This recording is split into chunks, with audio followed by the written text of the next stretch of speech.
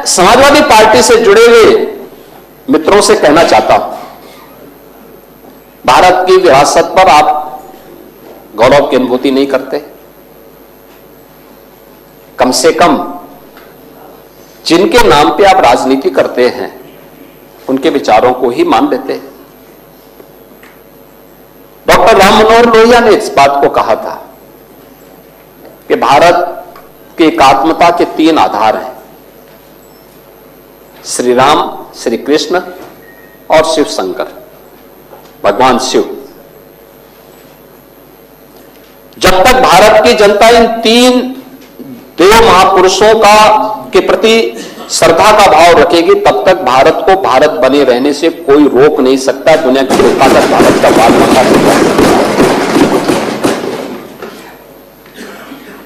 Doctor Ram Manohar Lohia प्रखर समाजवादी थे। वे हमारी विचारधारा से जुड़े हुए नहीं थे, हां कांग्रेस के विरोधी थे, अपने मुद्दों पर लड़ते थे। आज समाजवादी पार्टी डॉक्टर लोहिया के विचारों से कितनी दूर भाग चुकी है। आज राम को, कृष्ण को, शिव की परंपरा को, भारत की विरासत को कोसना यह समाजवादी पार्टी का मानो जीवन का उद्देश्य हो गया। और दुर्भाग्य है कि उन्होंने आदर्श किसको माना है? यानी औरंगजेब को। औरंगजेब को ये लोग अपना आदर्श मान रहे हैं। औरंगजेब का पिता शाहजहां अपनी जीवनी में लिखता है, अपनी आत्मकथा में लिखता है कि खुदा करे कि ऐसा कमबख्त किसी को पैदा न हो। उसने आगरा के किले में अपने बाप को कैद करके रखा, एक एक बूंद पानी के लिए तरसाया। और अगर इनको औरंगजेब पर गौरव की अनुभूति होती है तो ये लोग कम से कम पटना की खुदाबख्त लाइब्रेरी में जाकर के एक बार शाहजहां की ही जीवनी को पढ़ लें, देख लें, उसकी पीड़ा को देखें। हां, जिनका आचरण औरंगजेब जैसा है वे लोग औरंगजेब पर गौरव की अनुभूति करें, लेकिन भारत को कम से कम इस पर न करें। और समाजवादी पार्टी को इसका जवाब देना चाहिए। भारत की आस्था पर प्रहार करने वाला दुर्दांत, धर्मांत, क्रूर शासक, उसको समाजवादी पार्टी आदर्श मानती है।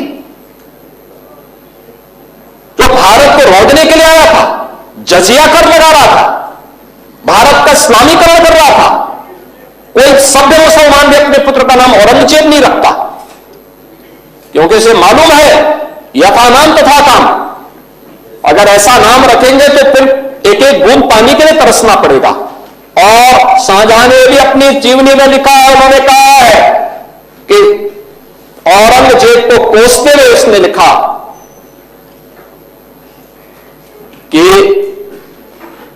तुमसे अच्छा तो यह हिंदू है जो जीते जी तो अपने बुजुर्ग मां बाप की सेवा करता है, मरने के बाद श्राद्ध तर्पण के माध्यम से वर्ष में एक बार उन्हें जल देता है। तुम तो मुझे एक एक बूंद पानी के लिए तरसा दिए हो।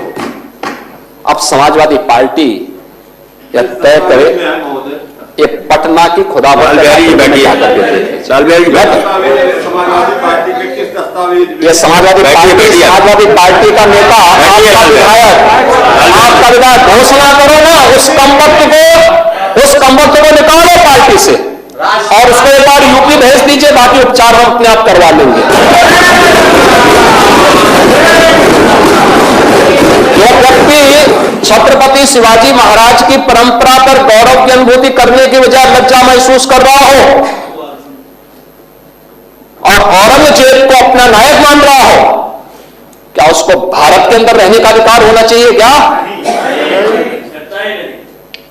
और समाजवादी पार्टी को इसका जवाब देना चाहिए। एक तरफ आप कुंभ को कोसते रहे और दूसरी तरफ औरंगजेब जैसे दुष्ट और क्रूर धर्मान मंदिरों को तोड़ने वाले व्यक्ति को, भारत की आस्था को निर्मलता के साथ रौंदने का कार्य करने वाले व्यक्ति को महिमामंडन करते हो। आखिर कौन सी नस ऐसी आपकी दबी हुई है कि आप लोग अपने उस व्यक्ति पर, उस विधायक पर नियंत्रण नहीं कर पा रहे हैं? और इसीलिए मैं कहना चाहता हूं कि व्यक्ति के विचार अलग हो सकते हैं, मानव खंडन क्यों नहीं समाजवादी पार्टी है? समाजवादी पार्टी खंडन करे इसका। लाल बिहारी सुनिए, समाजवादी पार्टी को समाजवादी पार्टी को इसका खंडन करना चाहिए। समाजवादी पार्टी को इसका खंडन करना चाहिए और समाजवादी पार्टी को इसको बाहर निकाल देना चाहिए, निकाल देना चाहिए बाहर, या यहां बुलाइए सम्मेलन में।